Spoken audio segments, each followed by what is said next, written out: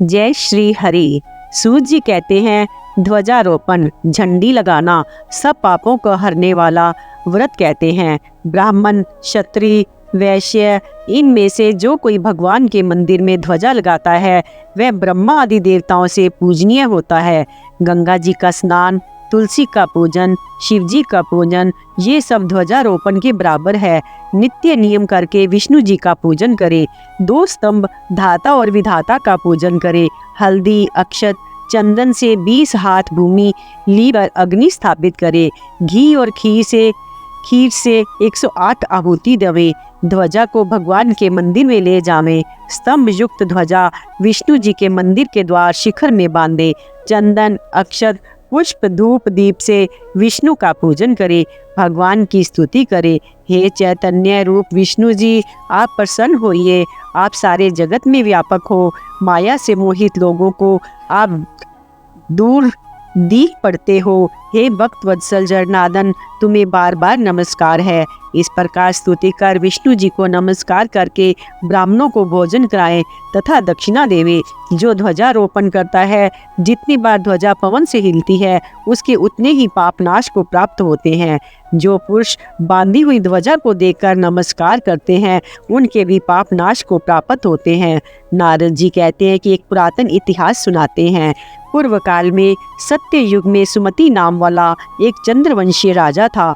वह भगवान का भक्त, हरि की कथा सुनने वाला, अहंकार रहित, सप्तद्वीप का राजा था और सत्यवती नाम की उसकी बड़ी पतिव्रता स्त्री थी। दोनों ने ही अनेक तालाब, कुएं और बावली बनवाए।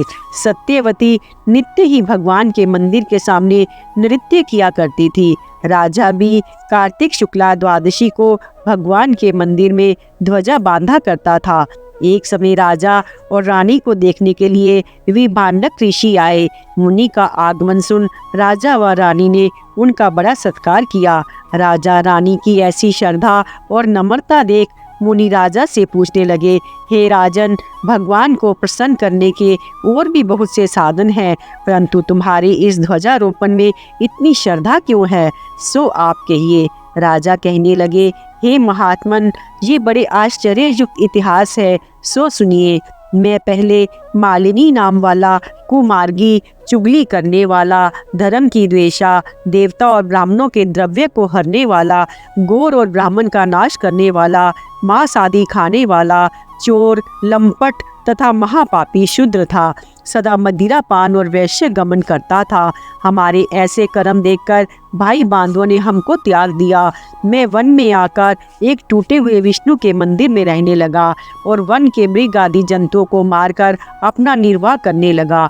इसके पश्चात विंध्याचल पर्वत में रहने वाली कोकिलिनी नाम वाली निषाद की कन्या, जिसने अपने पति को मार दिया था, वह दुष्ट भूख से व्याकुल हुई हमारे पास आई। हम दोनों ने अपना अपना वृत्तांत एक दूसरे को सुनाया।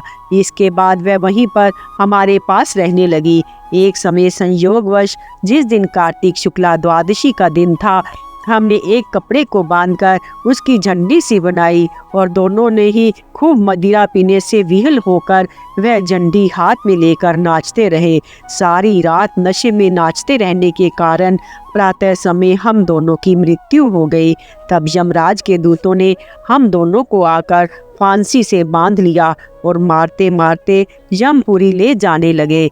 इतने ही में विमान लेकर भगवान विष्णु के दूत भी वहां पर पहुंच गए और यम के दूतों को धमकाने लगे कि मूर्खों, तुम पापियों को यमपुरी ले जा सकते हो, धर्मात्माओं को नहीं।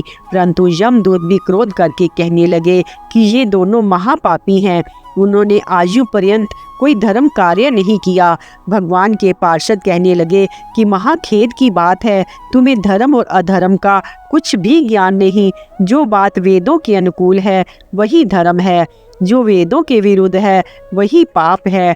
ये यद्यपि आयु पर्यंत महापाप में रत रहे, परंतु इन्होंने कार्तिक शुक्ला द्वादशी को भगवान के मंदिर में झाड़ू भी लगाया और दीपदान दीपक जलाया और नृत्य किया। चाहे अनजाने में ही इन्होंने ध्वजारोपण की, मंदिर में झाड़ू दी और दीपक जलाया, परंतु इनके इससे सभी पाप नष्ट हो गए हैं, इसलिए ये विष्णु लोक में जाने योग्य है, यमपुरी में नहीं।